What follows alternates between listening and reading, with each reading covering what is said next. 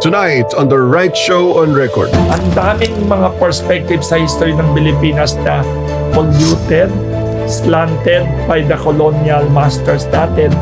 Kailangan i-rewrite ang totoong history ng Pilipinas. Sabi ni Karl Marx noon, religion is the opium of the masses.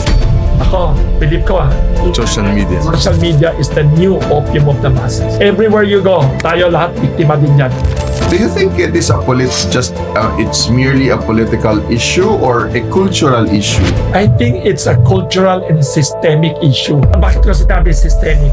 Marami tayong mga politika, always they mount this anti-corruption, mga latitude, mga promises, di ba? Pero wala akong nakikitang totoong reforma na systemic.